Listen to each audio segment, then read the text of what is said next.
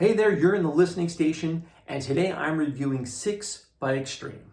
I'll rate this album on a scale of 1 to 10, and we'll see if there's any tracks on here that make it to the listening station playlist. It's been 15 years since the last Extreme album, and 33 years since the band's big hit album, Extreme 2 Pornography. So the big question is, do these guys still have the chops? Well, they open up the album like a band that has something to prove. Rise is the first track, and it hits with that old school rock, complete with a terrific Nuno Bettencourt shredder solo.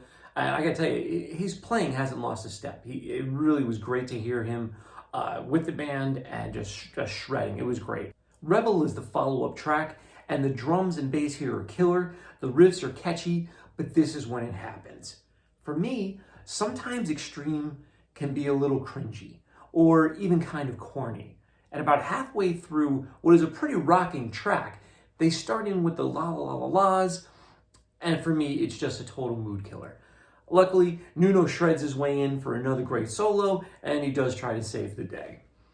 Banshee rounds out the opening trio of old school hard rock tracks. It's another great solo. It's more of what you expect from Extreme, and it's a good way to round out, these opening tracks before we get into a few ballads. Because immediately after that, the tempo slows down a bit for Other Side of the Rainbow. And this one's a bit of a creeper. The first time I heard it, I wasn't overly thrilled, and I didn't have an immediate opinion.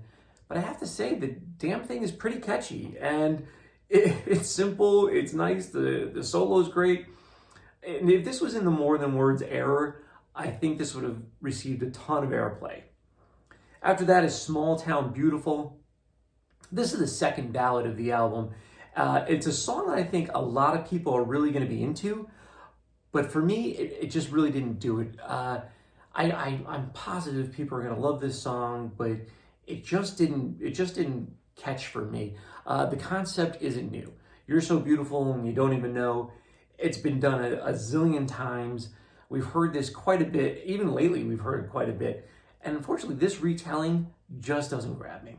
It's a nice song, but I doubt it's going to make the playlist. Now, of course, this is just one YouTube guy's opinion, right? I'm just a guy on the internet.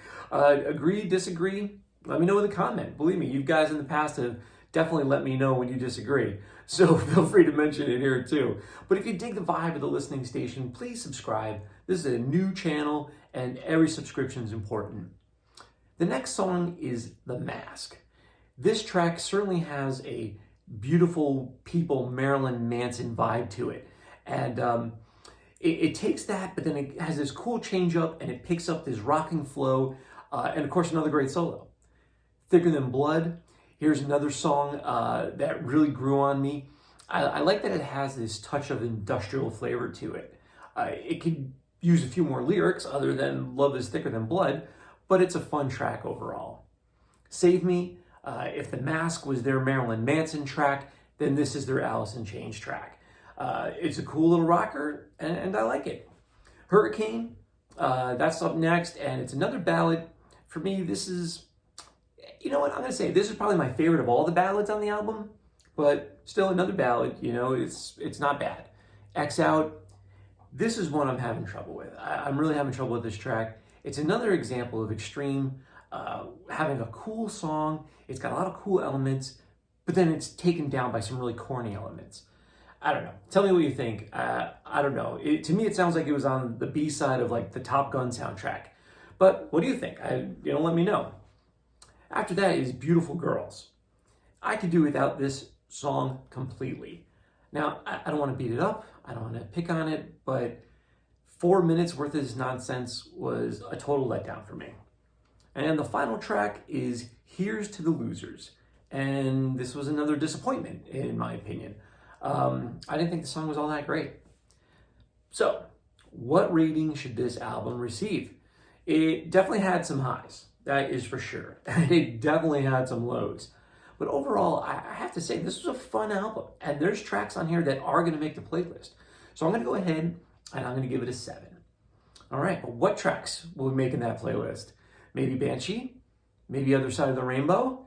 Well, the listening station playlist is available on Apple Music and it's always evolving and changing. I add tracks, I retire tracks, I try to keep it fresh as I review new albums, and I try to add tracks that I just think are pretty cool and maybe suggested by you. So that's it for me. This was a review of 6 by Extreme, and until next time, you're in the listening station.